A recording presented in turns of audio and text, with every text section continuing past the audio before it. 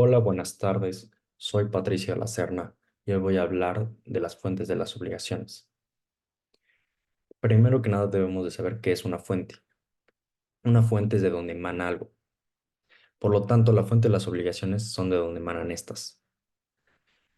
Primero tenemos que hablar de los antecedentes. En Roma clásica, el derecho no estaba sistematizado, por lo que las fuentes de las obligaciones se clasificaban acorde a su acción procesal. Las acciones procesales en Roma se distinguían entre civiles y penales. Las acciones civiles son algunas como la condictio, la reivindicatio, la actio certi. Por su parte, las acciones penales son la actio legis Achille, la actio furti, entre muchas otras. Y así transcurrió toda la época clásica hasta que al final llegó Gallo y en sus institutas plasmó dos fuentes de de las obligaciones. Estas dos fuentes son el contrato y el delito. Después, en la Roma Justinianea, se establecen cuatro fuentes de las obligaciones. Estas cuatro fuentes son el delito, el cuasidelito, el contrato y el cuasicontrato. Esta clasificación de las fuentes todavía se utiliza en algunos casos, pero en general fue vigente hasta la época prerevolucionaria de Francia. En Francia, en su época pre-revolucionaria, llegó Potier, que agrega, que agrega justamente la ley como fuente de las obligaciones. La, este, por esto podemos ver que la ley crea directamente obligaciones. Todos los casos que no encajan en las primeras cuatro fuentes, las dichas por Gallo, delitos, cuasidelitos, contratos y cuasicontratos, provienen de la ley. Aunque hay muchos que difieren de esta clasificación, como son Planiol y Ripert. Estos dicen que las únicas dos fuentes de las obligaciones son el contrato y la ley. No reconocen ni el cuasicontrato, ni el delito, ni el cuasidelito. Asimismo, hay que decir que los delitos, en general en materia civil, no son la conducta típica antijurídica culpable y punible que conocemos de penal. Son hechos ilícitos que generan un daño a un tercero. Pueden ser dolosos o culposos. En Europa siguieron estas corrientes, aunque con diversas separaciones. El Código Español y el italiano aceptan las cinco fuentes de las obligaciones propuestas por Potier: la ley, el delito, el cuasidelito, el contrato y el cuasicontrato. En cambio, el Código de Holanda solo reconoce el contrato y la ley como fuentes de las obligaciones, siguiendo a Planoly y Ripert. Por su parte, el Código portugués menciona los contratos, a la ley y a los hechos ilícitos como fuentes de las obligaciones.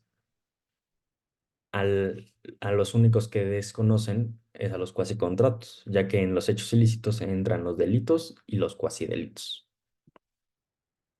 Asimismo, el Código Austriaco observa únicamente a la ley y al contrato. También dice el daño sufrido como fuentes de las obligaciones. El daño sufrido, aunque sea con diferentes palabras, hace referencia a los hechos ilícitos, por lo que sigue una postura similar al Código portugués. Uno de los grandes antecedentes de México es el BGB, por lo que tiene una reverencial importancia en los antecedentes. En el proyecto de ley del Código alemán había tres fuentes: los actos jurídicos entre vivos, los delitos y causas diversas, haciendo referencia a a los cuasicontratos. Pero esto no transgrede en el código. En el código vigente se vuelve muy vago el texto, por lo que no termina de clasificar a las obligaciones, no las analiza correctamente y termina habiendo un vacío ahí en la normatividad. Como no están bien definidas en el texto alemán, los juristas alemanes han optado por utilizar la clasificación romana, pero simplificada. As- por lo mismo nos dice Ennekerus, Kipp y Wolf mencionan a las fuentes de las obligaciones, son los negocios jurídicos, actos semejantes a negocios jurídicos, actos reales, actos ilícitos y actos culposos. Los actos culposos pueden ser los cuasidelitos, los actos ilícitos pueden ser los delitos. Los actos reales entran dentro de los contratos y cuasicontratos, así como los actos semejantes a los negocios jurídicos y los negocios jurídicos. Estos no reconocen a la ley como una fuente de la obligación, lo cual es un poco curioso ya que el positivismo alemán es bastante fuerte. Argentina, por su parte, ya en América, no clasifica las fuentes de las obligaciones, pero sí dice que toda obligación debe de tener una causa. Y las causas s- que se pueden equiparar a las fuentes son actos lícitos o ilícitos. Es decir, tan, acepta la clasificación justinianea. En actos lícitos se encuentran los contratos y cuasicontratos y en ilícitos se encuentran los delitos y cuasidelitos. Estos deben de pertenecer a relaciones familiares o civiles. Para México, este, el antecedente más grande es el proyecto de García Goyen, que es un antecedente incluso a los códigos de 70 y del 88. En este proyecto solo se habla de las reglas del pago de lo indebido y de la gestión de negocios. No menciona mucho sobre las fuentes de las obligaciones, pero también diferencia entre obligaciones de tutor, herederos y legatarios y de su procedencia. En el artículo 1890, establece que las obligaciones pueden nacer de la ley, de los contratos, de los delitos y de la culpa. Esto hace referencia a que solo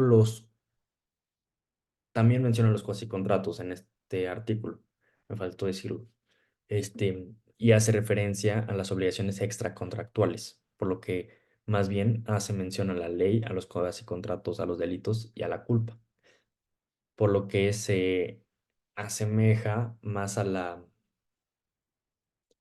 clasificación francesa de Potier. En 1928, en el código actual, no, no hay una clasificación este, a la que se asemeje, no se asemeja a ninguna de las clasificaciones previas, ni a la de Justiniano, ni a la de Potier, ni a ninguna. Bueno, se puede parecer un poco a la de Colín y Capitán, pero en general las fuentes de las obligaciones para nuestro código actual son los contratos, la declaración unilateral de la voluntad, el enriquecimiento ilegítimo, la gestión de negocios, los actos ilícitos y el riesgo profesional. Asimismo, es muy importante revisar los tipos de fuente por los que ha optado la doctrina. Hace la distinción entre fuentes remotas y fuente próxima. La fuente remota siempre debe ser la ley porque es la que faculta a que existan otras fuentes. Si no existe la ley, no existen las otras fuentes. Esta es una posición sumamente positivista, pero así se denomina. Por su parte, las fuentes próximas son el contrato, el cuasicontrato, el delito, el cuasidelito y la ley por sí misma. Es decir, cuando no faculta ninguna otra, cuando por sí misma otorga obligaciones. Ahora bien, el concepto de fuente de las obligaciones es aquellas causas que conforme al ordenamiento legal actualizan la hipótesis normativas necesarias para que se genere una obligación. Eso es todo y muchas gracias por su atención. Espero que tengan una buena tarde. Muchas gracias.